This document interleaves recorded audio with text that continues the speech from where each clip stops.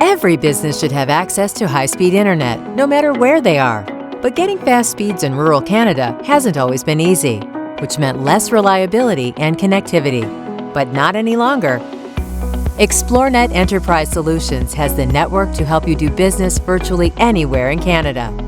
With our extensive fiber, fixed wireless, and next-generation satellites, we're bringing the high speeds of the big city to small towns, tiny towns, and no towns. ExploreNet Enterprise Solutions gives you the kind of high-speed internet your business can rely on, so you can stay productive and stay connected across single and multiple locations. Plus, with our 24/7 dedicated support centers and coast-to-coast dealer network, help is never far away, whether it's Dave in Portage La Prairie. Hey, this is Dave. Or Katie in Ontario. Hi.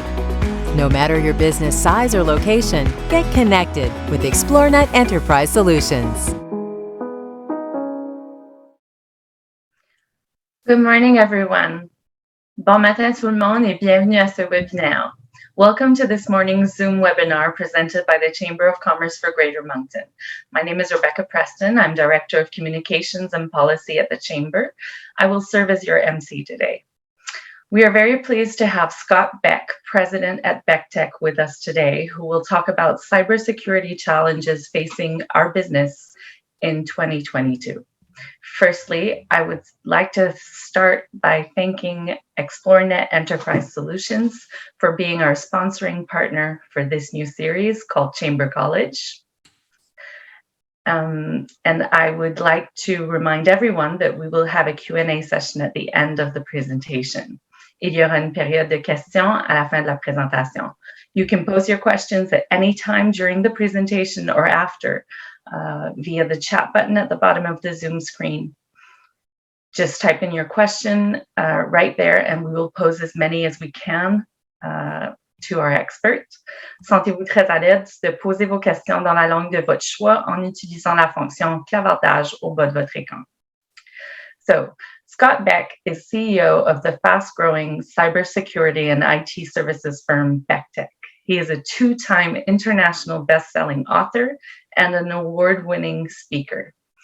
His appearances include an appearance at the NASDAQ, at the Harvard Club of Boston. He has been the co-star of the Amazon Prime documentary Cybercrime. Scott is a frequent TV celebrity guest expert with appearances on NBC, ABC, CBS, Fox, CW, CTV, and Global. So with that, I turn the virtual podium over to Scott to lead today's discussion. Scott? And Rebecca, we being in the Maritimes, all that great stuff, and it's been fun to do, and $2 still gets me Tim Hortons coffee. So it's amazing. But it's been a fun journey. And what I like about having been involved with all that stuff is it gives me an opportunity to actually talk with folks and help educate. Because here's the sad fact that we're going to start off with today. The bad guys, the cyber criminals, are actually winning when it comes to cyber crime. And we're going to kind of walk through and talk about that a little bit this morning and what we can do about it. So I always like to do a little bit of an age check. Like who remembers these things, right? And if I'm showing how old I am, but if your friends, the parents had a little bit of money, you had a really long cord, so you go around the corner and get to the fridge while you were staying on the phone. Or maybe you remember these. In the 80s, these were quite popular amongst two different industries.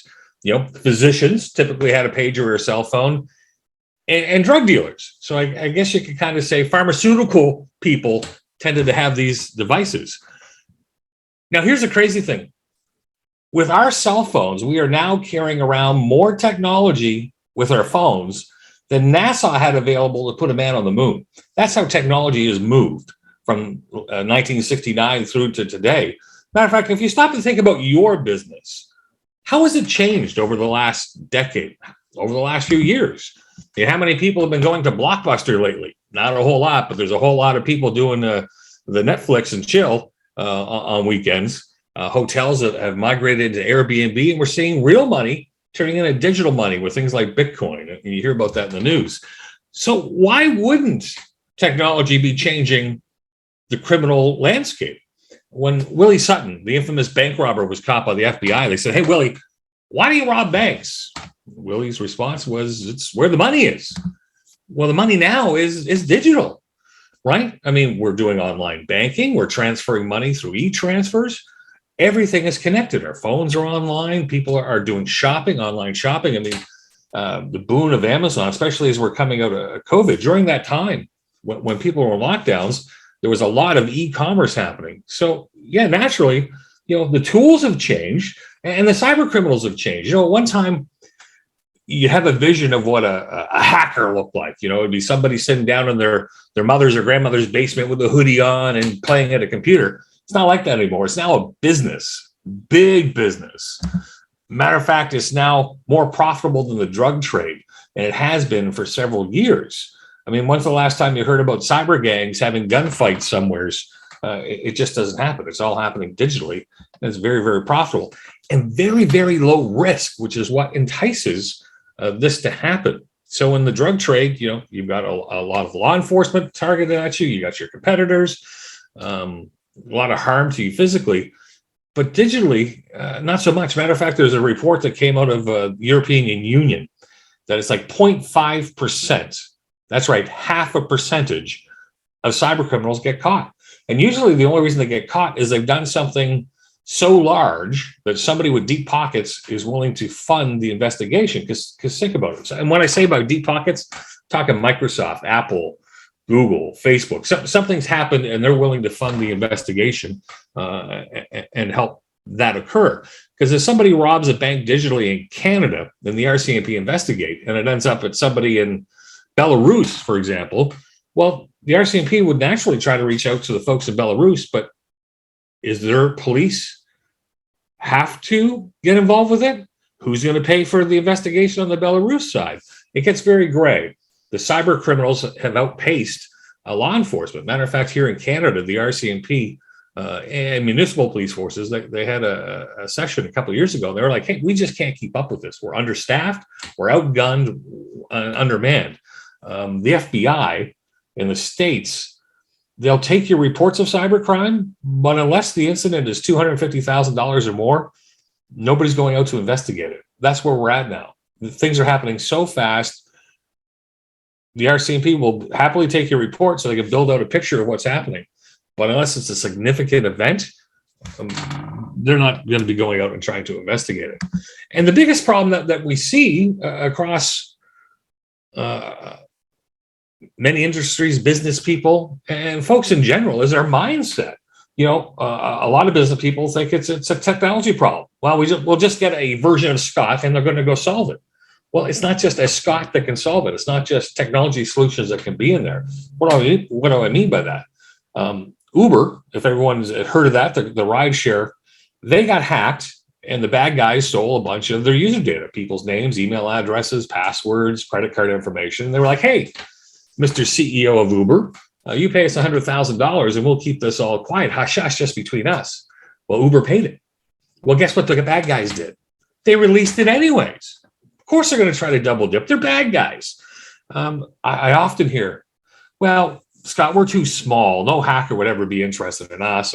Or I've heard the opposite. We're too big. Or I'm rural. I'm in a big city. There's all these reasons of why bad guys wouldn't be coming after you. Well, here's the sad truth. It's not really about you. They're writing software packages to try to throw that net out to catch as many people as possible. If you happen to be small and you click a link in an email and you get hit, hey, they can see some profit in it. It's all about the bottom line.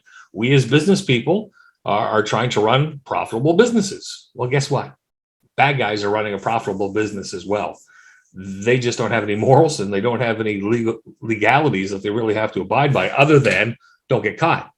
I love it only ever happens to other people until it doesn't. I hear that all the time when we get calls and we're trying to help people out. It's like, I never thought it would happen to me. It can. And the other great one that I hear is we've got it covered. We've got antivirus. And then I start asking questions and find out they're running something for free, or we've got backups, but no one's ever gone and checked the backups. And the easiest way in for these bad guys is through social engineering. 95% of all hacks or all breaches occur due to human error. Social engineering, as it says there, it's manipulation. Has anyone ever had the phone ring early in the morning and it's Microsoft calling because they've detected something on your computer and they want in. We've had that happening around here in Greater Moncton. The CIRA calling and saying, hey, we need you to go pick up gift cards from Home Depot to pay your back taxes. I mean, you would think most people go, wait, why would the CRA want Home Depot cards? But it works. Some people fall for it because they don't understand, especially older people. And cyber criminals don't care who they pry on, old, young, as long as they can turn a buck, they really don't care. And why do we slip up? Well, it's pretty easy. Being a little bit older, I can remember when the talk about we're going to go paperless, these computers, it's going to be great. We're not going to need as much paper and things are just going to become so much easier. Yeah, okay, it's true in many ways. But back in those days, too, if somebody called and left a voicemail at your company, as long as you got back to them within 24 hours, that was the acceptable norm. Is it the norm now that you can wait 24 hours before you get back to someone in the world of texting and email and social media and online? No, people want those instant responses. So we're expecting ourselves and our staff and our people to deal with all this input, all this information that's coming at them. And we're hoping that they can tell the difference between criminal cyber activities against good requests. And look, human nature, generally speaking, and I'm painting with a wide brush here, but generally speaking, we're trusting and we want to try to help people out. So yeah, it does work sometimes when you pick up a phone. And when I say we, I'm talking about cyber criminals going, hey, Rebecca, it's Scott from the IT department. Listen, there's a problem happening on a computer. I need to get remote connected. And generally speaking, Rebecca's probably going to help me out. Thank you for being my MC as well as my example for today's session, Rebecca. But that's what happens. If they come up against a good technology solutions, they're going to try to go after the people. Number one way that they're doing is what we call phishing. And it's just it's spelled different, but it's basically the same thing. They're sending out millions and millions of email to try to get people to click. There were stats from a while ago. For every million pieces of email that gets sent out, there's 8 that will click on it. It's just, if you're in sales, if you've heard the term, it's just a numbers game. And it really is with the phishing email. Now we're getting into something called spear phishing. And this has been kind of creative. The bad guys are using LinkedIn, your website, all that other information to learn a little bit about your company. Who's the CEO? Who's in finance? Who's doing HR? And they're targeting. Two of the biggest ways in currently are through the finance department, because everybody's got bills to pay, or through HR because people are generally speaking starving for employees. So there's always hiring going on. So the amount of fake invoices and fake resumes being sent into HR and accounting has gone crazy. Or maybe you've seen the email of, hey, it says it's from the CEO and he's busy going into the meeting, but I need something. So can you just reply back to that? They're sending it from a fake email address and they're just using your CEO's name. And this has become, the example I've got on the screen there is from 2018. This is nothing new. We're just seeing it peaking more and more, and they're getting really good at it. Because when they used to do these emails, it would be like, so Rebecca, I'm going to use you again. I'm pretending to be Rebecca's boss and I send her an email. And it used to be, hey, Rebecca, I need you to go to the store and go get me some gift cards. Well, they realized, just like in dating, you shouldn't meet someone and ask them to marry you right away. So now what they're doing is they're sending emails and saying, hey, let me know when you're available. So if Rebecca responded, okay, she's just now done 2 things. One, I now know I've got someone I can try to talk to. And I'm going to try emailing her back and forth to build rapport before I make my ask. But secondly, just by Rebecca responding, I have now validated her email address. And why is that important? The bad guys buy and sell information on something called the dark web. And I'm going to talk about that in a minute. If I've hacked into a website and stolen a bunch of data, it hasn't been cleaned. It hasn't been validated. We don't know if those people really have those email addresses anymore. So they can make some money off of it, but not as much as now I've validated because Rebecca has actually responded and I can show proof that Rebecca's email address is valid. It's now worth more money to the criminals. So just by getting someone to respond to them. Oh, and the other downside, if you respond, you're going to get a crap load more of these because they're going to pass them around. You've now become, a hot ticket item that they can continue to target over and over to try to fool you. Because if they didn't fool you this time, but you responded, they're just going to keep trying with different tactics to get in. And it was bad enough about email, but now we got these little pesky things with our phones and text messaging. And this is one that actually came out. So we haven't done a great job at training our people or training ourselves at identifying spam or junk or phishing. And now we got another way in, and it's even harder to detect with texting if something is real or not. This is something that actually came out during the height of COVID. Of course, people's emotions, the bad guys are constantly going to be trying to use emotion to get you to take some sort of action. And during COVID, when people were struggling for money, if you got a text saying, hey, here's a government program, you're going to get $1,375, people were falling for it and were clicking on the links.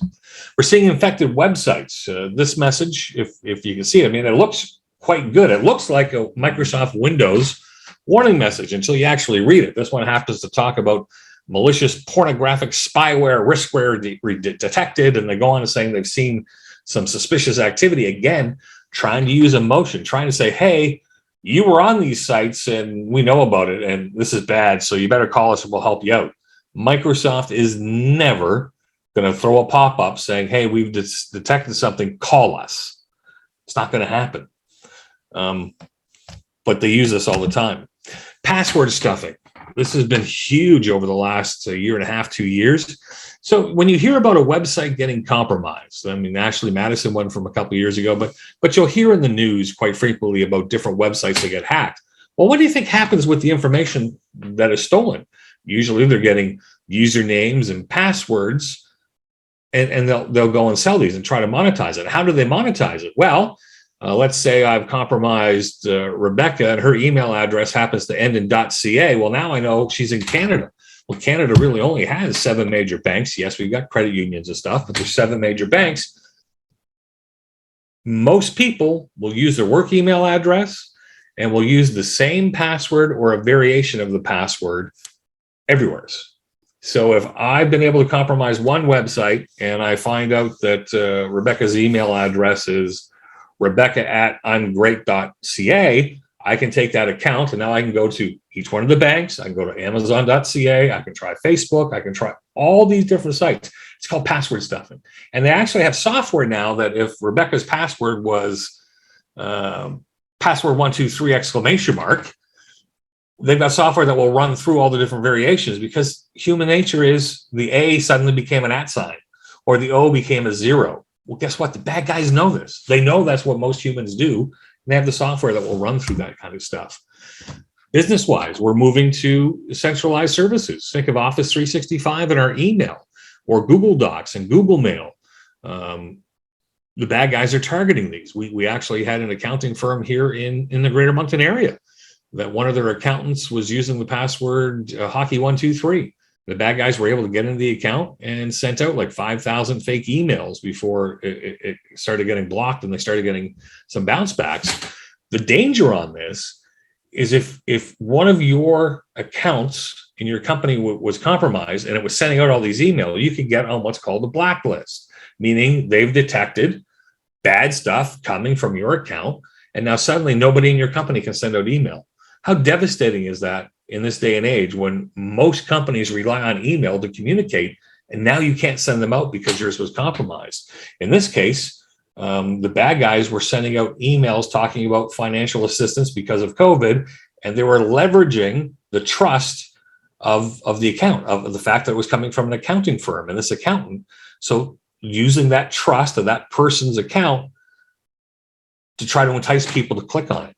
Terrible. I'm aware of another company here in Greater Moncton that does business with the Department of Defense, and their email account got compromised, and an email was sent to the financial side of the Department of Defense in Fredericton at the base saying, hey, we've changed our bank account. Don't pay us over here. Our new bank account information's over there. Now, luckily, the person on the other side was like, what? Why would that happen? Why didn't someone call me? And they didn't lose any money. But suddenly the Department of Defense said, hey, it seems like you guys aren't very secure, so we're not going to be paying you anything until you can prove to us that you're secure again. which is how we ended up getting involved. But as you can imagine, if you had several hundreds of thousands of dollars in contract money waiting to be paid, that can have a significant impact on cash flow, trying to have to deal with this stuff. Malware. Now, listen, depending on who you listen to, there's anywhere from 82,000 to over 300,000 new viruses a day. I work in cybersecurity, and I'm going to say, hey, wait a minute. These are security companies telling us this. Maybe it's a little overinflated. But even if we take them at 5%, 5% of 82,000 is still a couple thousand a day. And it's overwhelming. The traditional way antivirus works is I write a new virus, new virus is detected. The virus companies, antivirus companies, reverse engineer how it operates, and then they push out a fix to everybody. What we're seeing is it's taking what from the time a new virus comes out until the fix is in place is like over 100 days. It's like 3 months. So if I can write a new virus that antivirus can't detect, I got about a 100-day window to try to make as much money as possible before that one's done. And that's why we're seeing so many of these things coming out. And your simple antivirus just isn't enough. And listen, for you Mac people, I'm going to tease you a little bit. I hear it all the time. I got a Mac, so we don't get viruses. Yeah, well, guess what? You do. And why? Originally, Macs weren't targeted as bad because they had such a small percentage of the market. Microsoft and Windows had such a majority. If you are a business person trying to get a return on investment, where you target 10% of the market or 15% of the market, or would you go after the 80 or 90%? That's changing a little bit. Mac's got a little bit share, but who uses Macs has changed as well. We're starting to see more CEOs, more CFOs using Macs. So to the bad guys, the quality of what they can get has gone up. So it makes it a little more viable to go after it. The number one risk to all businesses right now, and it's been like this for a little bit, but it's getting bad, something called ransomware. And that's where the bad guys get in and they encrypt all your files. Encryption can be a great thing to protect you if you have the decryption key. If the bad guys get in and they encrypt all your information, suddenly you don't have anything. So can you imagine coming into the office on Monday? You can't get in your Word documents. You can't get into your finance. You can't get into anything. It's all locked. And when COVID hit, within the first 6 months, the FBI was reporting an increase of 400% of reported instances of ransomware. Now, that's reported. And I'm going to tell you, a lot of small businesses, they don't report this stuff yet. In Canada, that's changing because of the laws. If you don't report that you've been breached, you can get in some more trouble. But that's a topic for a different day about the Digital Privacy Act. But just with this ransomware, so we had that happen in 2020. 2021, it's been 150% increase again on top of that. It's insane. And they don't care who they get. I mean, they've gotten police departments. There was one down in Texas. They lost all their dashboard cam and all their body cam for like 6 years or something. The amount of criminal cases they had to throw out. Oh, yeah, because guess what? If you pay the ransom to get the data back, it's still just software. There's always a chance that the decryption doesn't work right. Or you're hoping that the guys that were bad enough to encrypt your files are going to be nice enough to give you access back once you pay them. It's a big gamble. We're seeing 2 out of 5 times that you just don't get them back. And the way that they're doing this is changing. Last May, we had a couple of big news ransomware attacks. One was the Colonial Pipeline down in the States. It impacted gas flow up into the Northeast. We're talking fist fights. We're talking shortage of gas. Well, it turns they paid the ransom. I think it was like $27 million. They paid it within the first hour. If you're a multi-billion-dollar company, a $27 million ask doesn't seem that bad. Now, you and I, as lower, smaller businesses, the bad guys are now getting in, seeing what's there, seeing who they've got. Then they're making their demand. Are they going to ask you and me for $27 million? No. But we're going to take a look in a minute, and I'm going to show you how those demands are starting to go. But what was different with the Colonial Pipeline and the JBS Foods, which was the other one that happened about 2 weeks later, isn't that they couldn't pump oil, or it wasn't that they couldn't make the beef and make the food. the computer systems were down, so they couldn't track it. So in the case of the pipeline, why would you bother pumping oil if you can't tell how much you're pumping, so you can't get paid for it? So it was an operational impact of could they work? Yeah, but there was no way to track it because their computer systems are down. And speaking of ransom, so I remember back in 2016 when the University of Calgary got hit.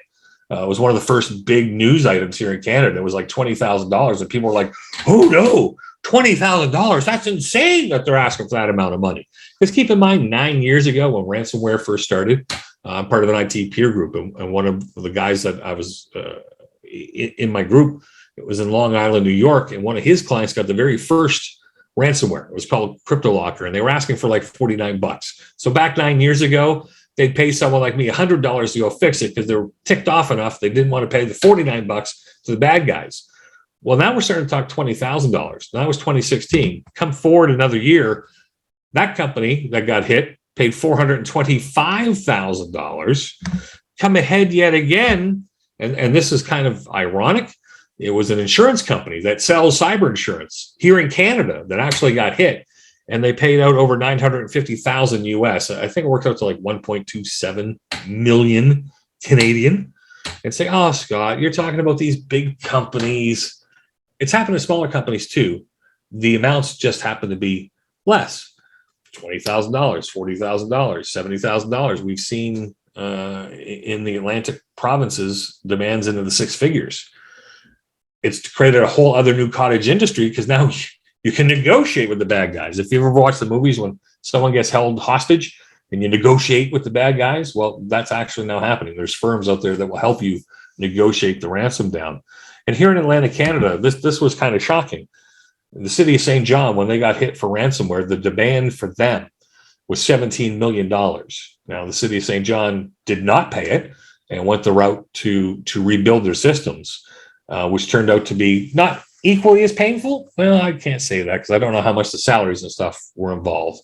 But they were, I mean, they're still just getting themselves back fully functional, and we're over a year and a half after the event. Because what people don't stop and think about, especially for companies that got multiple computers, when they get in and they install the ransomware and they make the demand, usually they've stolen your data before they launch the ransomware. We're seeing it like, "Hey, Rebecca, we got into your computer system. You should pay us $50,000 and we'll get you your data back." "Oh, Rebecca, you think you've got good backup so you can restore yourself. No problem. Rebecca, we stole all your client data. So we're going to go out and we're going to put that on the internet. We're going to tell everyone that you wouldn't pay us." I got Rebecca's client list. I'm just going to start emailing Rebecca's clients. "Hey, Rebecca client, we got into Rebecca's systems because she didn't have very good security and we stole all the data. So here's your credit card information and stuff. We think you should call Rebecca and tell her that she should pay us." Now they're the point of going, "Rebecca, you should pay us." And now they're going after the clients and saying, "You should pay us." They're trying to double dip on both sides. And we've seen that here in Greater Moncton. There was an oil company that I'm not going to mention here in Canada that had this event occur. And businesses here in Moncton got the emails from the hackers saying, "Hey, they're not paying us. We think you should reach out to them and tell them they should pay us." We haven't seen it here in the Greater Moncton Maritime region yet, but I've seen it amongst my peers that now they're going after both sides and trying to make money on both sides. Again, you got to remember it's a business. So I alluded to something called the dark web a little bit earlier.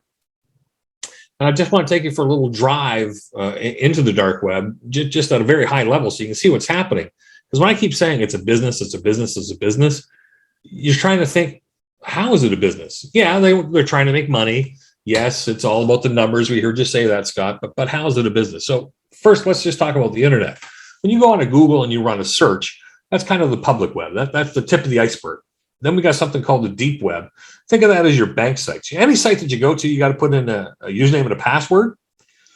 So you can still go to unb.ca, and if you click on the link to go in, you have to put in the username and password. That's deep web. The dark web is you don't even have a domain name. It's by IP addresses, and I won't bore you with all the technical mumbo jumbo, but each website, CNN.com, that's for us humans to remember. But when you type CNN.com into your computer, it's actually going to convert that to the IP address, or the address of where it is on the internet. The dark web, this is where the bad guys go to well, we kind of call it crime university. You can learn how to become a baby hacker or to become a hacker. You can go there to buy stuff, and I'm going to kind of show you this. If you can think of the worst possible crime in your mind, you can find it on the dark web, up to and including murder for hire and human trafficking. It can be horrific. We're not going to do any of those horrific ones. I just want to touch on this. So, like this one site, they were offering driver's licenses, $10. And the reason I focused on this one is they talk about escrow is allowed.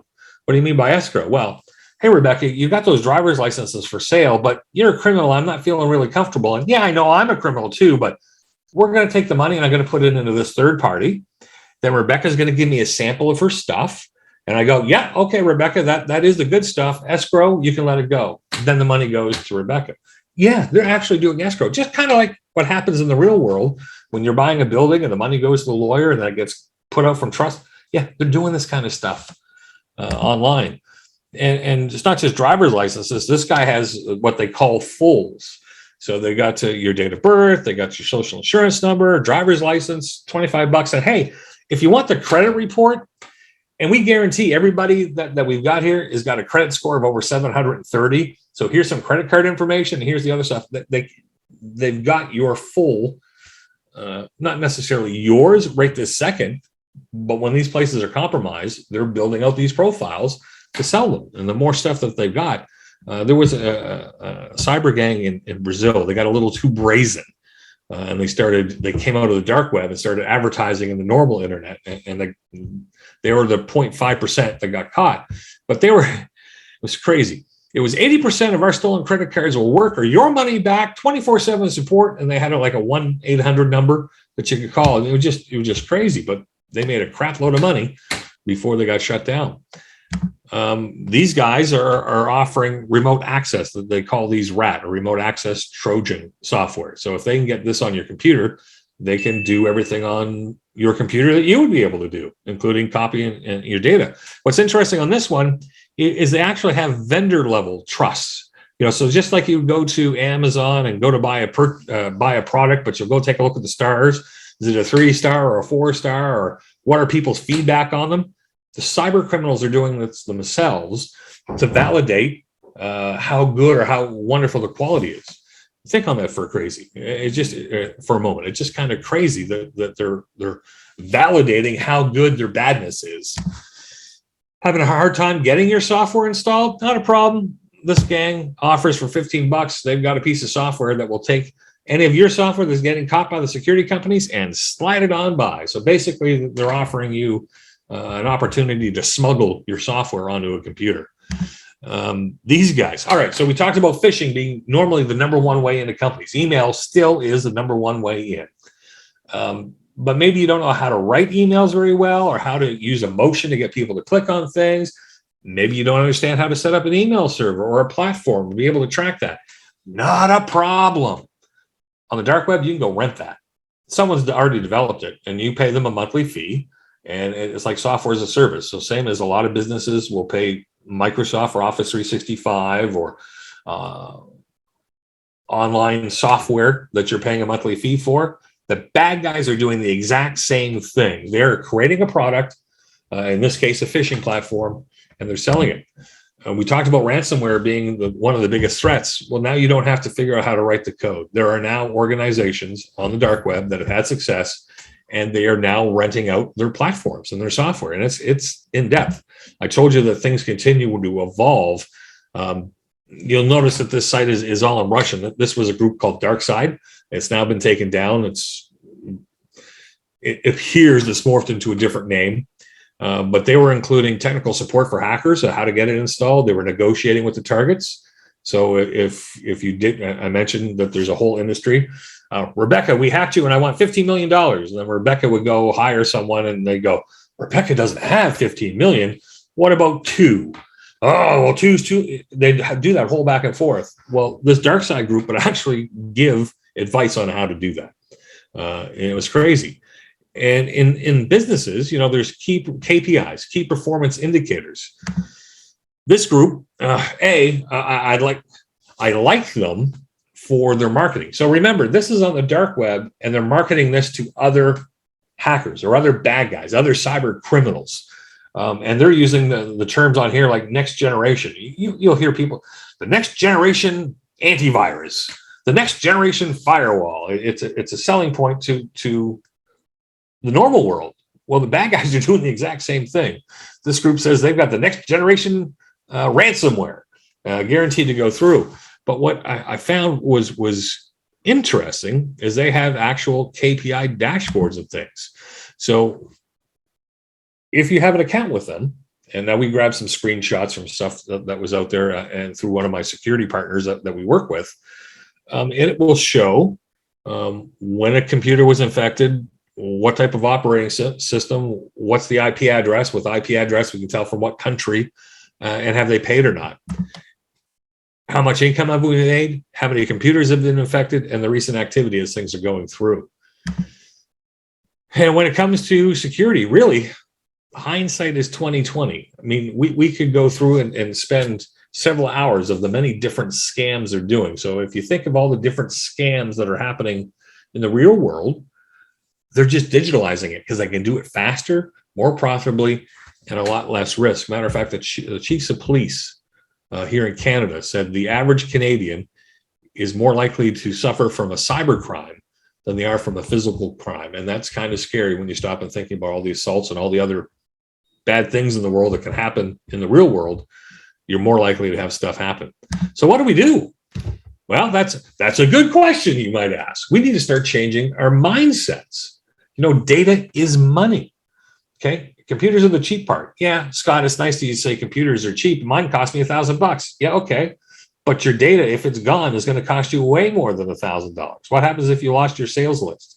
What happened if you lost your ability to collect funds because your accounting stuff is gone? It's not about the network. It's really about the data, and we have to protect those data. We have to try to keep things out, because really in a second, everything can be erased or encrypted. And now what? And most people don't stop to think about the now what. What happens if that happens to you on Monday? The time to run a fire drill is not during the fire. I'm hoping I'm getting you to start thinking like, what would I do? They can get in. Listen, I play in the space every day, and I know we've got great security that we got out there for clients, but I also know the bad guys are working just as hard to try to find ways in. So if Rebecca and I are working together, we're going to help Rebecca build this wonderful security. We built that castle up. We got her protected. We're looking out over the moats. We're looking out all that stuff. The bad guys have just got to find that crack. They just got to find a new vulnerability that hasn't been patched or updated yet, and they got to find a way to get it in front of Rebecca so she ends up clicking on it. Because listen, I talked at the very beginning, everything is connected, and connected means it's exposed. It means bad guys can get to it. They just have to find a way to get in there. And the other thing about security is most people think, I put an antivirus on it. We've got an email filter.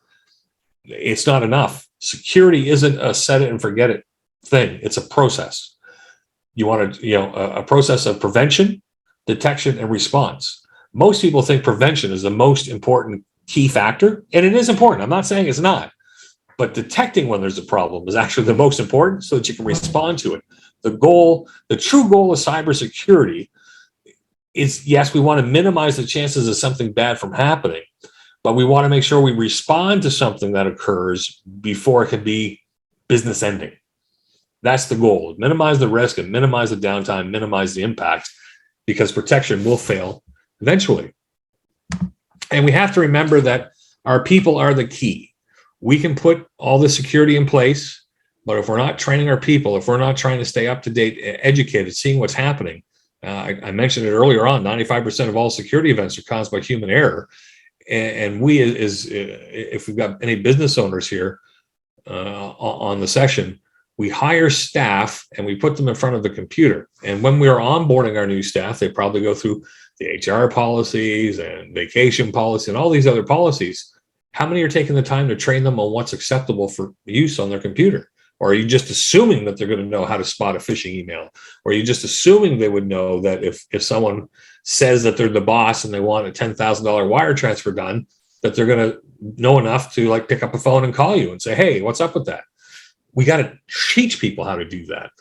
So we got to be able to hope that they can detect and respond properly to those threats. We got to empower that first layer of defense, one employee at a time. Because listen, oh, I clicked too fast. Who are they going to blame when you've been hacked? Cybercrime is the only crime I'm aware of that the victim gets blamed. You know, were you careless? Were you silly on how you did this thing? Did you not take, you know, so poor Rebecca just got hacked. Normally people are not going to say, oh, Rebecca, that's terrible. It's going to be, Rebecca, why didn't you take steps to stop that? Like, that was my information. It's the only crime I'm aware of that something like that happens, that you kind of end up being a victim twice. Really, you're a victim because the bad guys got you and they're impacting your clients and all the negativity and all the cost that comes with it. But your social goodwill, your client's goodwill, that's all getting eaten up too. I mean, yeah, it's just crazy to me that it happens, that people are blamed. So, Rebecca, I just wanted, because people sat with me all the way through this, if you're a business and you're like, Scott, that's a kind of little weird, what's going on, at no cost, no obligation, no nothing, just as a thank you for having spent the time with us today, I'm offering a free dark web scan to anyone if they want to email us. What we need is your email address. So we need your email address so we can scan to see if you're actually on the dark web. And the goal of this is if you are there, you'll now know what passwords have been compromised, so you can go change them, or any variation of that password. It's kind of a proactive thing, so that if the bad guys are selling your stuff, it'd be good to get that password changed. So feel free to take advantage of that if you wish. And with that, Rebecca, I'm landing right in the time frame. I asked for 3 hours, but they said I could only have like the 40 minutes, 45 minutes. So.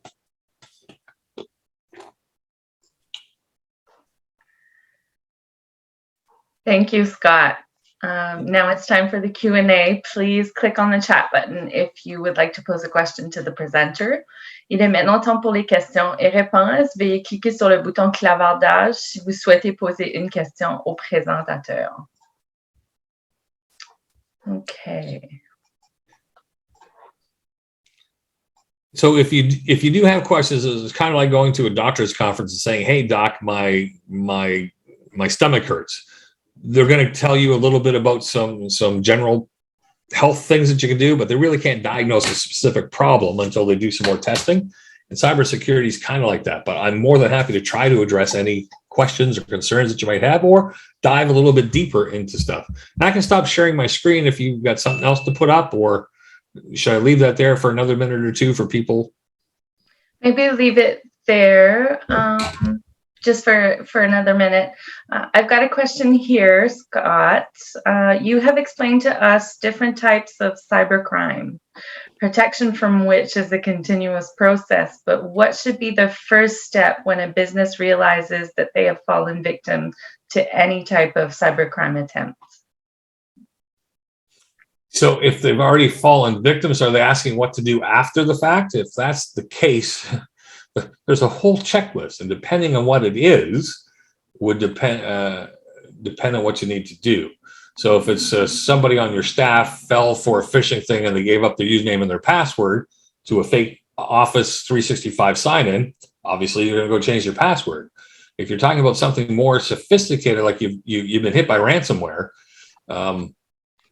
if it's one computer that's been hit by ransomware, get it turned off, get it off the network, unplug the network. First thing you do is unplug the network cable, because most of these viruses will try to spread across the network, and you want to try to minimize where it can occur.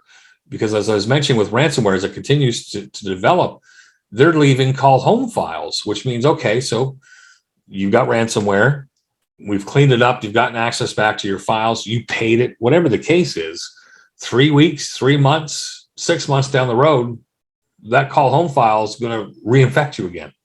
Because if you paid them $40,000 the first time, they're going to come back and ask for more money because you've already been a good client. So what we have to do now in those cases is we have to take those computers and wipe them out, format them, and reload them. That's the pain that the city of St. John just went through, is when they got hit and that thing spread across their network, they had to turn everything off, unhook it, start cleaning them system by system, and bring them back online, which is what took so much time. So the proper response, will depend on what's occurring. If you don't have in-house IT, after you've unplugged that network cable, get a hold of a reputable IT firm that can help you. And that may end up involving your lawyer. It could end up involving PR. Again, it all depends on how bad the situation is. Thanks, Scott. I have a second one here. If we did one thing, this is from Christine. If we did one thing, what is the best thing we can do to prevent a cyber attack? Educate yourself on what it looks like and how to spot it.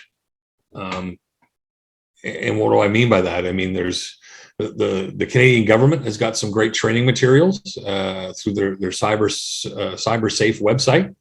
They've got some basic training for people. Firms such as mine and Bectech and some others have got some training, and they'll do simulated phishing tests. So again, depending on what your situation is, if you're one person or a smaller office, I'd probably recommend going to the government site and picking up on those tips. They've even got some templated policies. If you're a bigger organization with higher risk, then you probably want to engage with a company such as mine or another that can offer a regimented training program and updates. The thing with training, Rebecca, that's so interesting, I think we talked about this offline, is at one time companies were hiring someone to come in and train once a year. Well, you don't take a bath once a year and think you're going to stay clean all year. It's an ongoing thing. So yes, you need to have that initial training, but you need something that cybersecurity is changing, sometimes, hour by hour. So you got to kind of have some sort of refresh that's happening. We found a weekly, tip, and we do simulated phishing to try to keep everybody on their toes, because now they're looking for stuff. So again, depending on your situation and the size of your company, everybody can go to the government site and go get the freebies that are there. But if you have a higher risk because of the size of your company, you may want to engage a firm to help you with that kind of training. So to me, the training is the one thing. 95% of all issues happen because of human error. I think we should probably try to help solve that human error. Great. Thank you so much. I have another question here. Is open source software safe to download? Yes, depending on your level of comfort and where it's coming and where it comes from. If it's an active community, it's probably okay. The issue with open source, in my view anyways, is that it's open. So anybody can take that software, make adjustments and make tweaks to it, and then put it back out there through their own website. So if someone's really good at programming, I'll give you an example. With iPhones, you can only get apps through the Apple Store. So it gives you a certain level of security that all these apps are supposed to be validated before they're made available. In the Android world, they went a different way and allowed anybody to make the software. Yes, you can get it through the Google Play Store, but you can also download apps from anywheres. And it was a few years ago now, but when the first antivirus software came out for Android and was available for download, and it was open source. And I remember, I could see it in my head, the banners, this tech magazine company's #1 award, this one. Well, the thing is cyber criminals lie. And yes, where I'm going with this is the open source antivirus was actually a virus. So the cautionary tale about open source is if there is a project, a community project, and they have a website and it's active, you're probably okay. If it says it's a variation of that piece of software, you could be starting to get into some gray areas, because if someone's smart enough to be playing in that software, listen, at one time, people used to, and I'm not advocating you go do this, but people used to go to websites to get hacks so they could run software for free, which was very common in the late 90s and the early 2000s. Two things: software companies have gotten really good at making sure that they've got license checks. The other thing is the bad guys, there's those that are smart enough to get around the licensing. What else are they injecting into their code? And we started seeing a while ago. The bad guys were injecting really bad stuff into these hacks. So it can get ugly quick. So is open source bad? No. But take a look at the source to make sure that you got some confidence level there. Understood. Thank you for that. I have another one here. Does a simple backup on a separate removable drive done daily protect from ransomware damages when it comes to not losing data? It can. It certainly is better than not having it. I would challenge the person on when's the last time you actually tried recovering stuff, because hard drives can sometimes have a failure rate. I hear about people backing stuff up to a USB key who has a higher failure rate. So the one thing I really liked in the question was not connected, because if you just have an external hard drive on your network, I've already mentioned the fact that viruses will try to spread out. So if your backup is connected to your network, when you get infected, there's a good chance one of the first things they're going after now are backups. So the fact that the person asking the question said it's not attached is a good thing. I would just say, how often are you checking to make sure the backup is viable and you can actually get stuff out of it? And you may want to have more than one copy just to prevent against a failure. So with our clients, we do back up things locally. Most of our clients have got servers. I don't want to go too far down that road, but we're doing image backups, and then we have a copy off site. So even if we lose a building, so here's the problem with the local backup. Yes, it could help with the ransomware, but if your building burns down, well, guess what just burned with it? Your backups. Or if there's a flood or whatever the case is. So it's always nice to have a copy off site too. So when I'm saying multiple copies, if you're a smaller firm and you want to do those external hard drives, suggestion 1, make sure you're testing it regularly. Suggestion 2, make sure you have 2 copies and one of them's actually off site. So in case something happens with the building. Understood. And I have another one here. I think that's going to be the last one. Aww. For the time that we have. Does not adding staff's direct emails to company website help protect against spear phishing?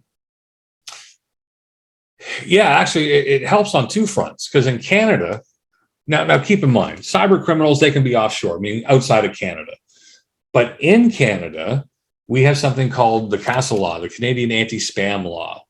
If you have your email address on your website, that is basically giving permission to marketers to email you, and there's nothing you can't complain about it because you publicly put it out there. So your amount of junk mail is probably going to be higher. Secondly, yes, if it's out there and we've given them the information, especially with that spear phishing I was talking about, if they can go on to your website and there's the CEO, there's the CFO, there's whoever, and all their email addresses are there, it becomes really easy. We saw it with a dentist here in Moncton, that someone had done some research and they sent a phishing email looking for a $10,000 wire transfer, and it looked like it came from the CEO. It didn't, obviously, but it really looked like it. And they CC'd the operations manager and the financial person. And the only thing that saved them was the financial person didn't want to spend the money for the wire transfer. So she wrote up a check, walked down the office, said, here's the check for you to sign. And they're like, what? How were they able to do that to build that level of confidence? The information was readily available. Well, thank you so much for that, Scott. I'm afraid that's all the time we have for today. Your knowledge and the sharing that you've done today was very, very interesting. And I'd like to again, thank you and our partners so much for presenting this today.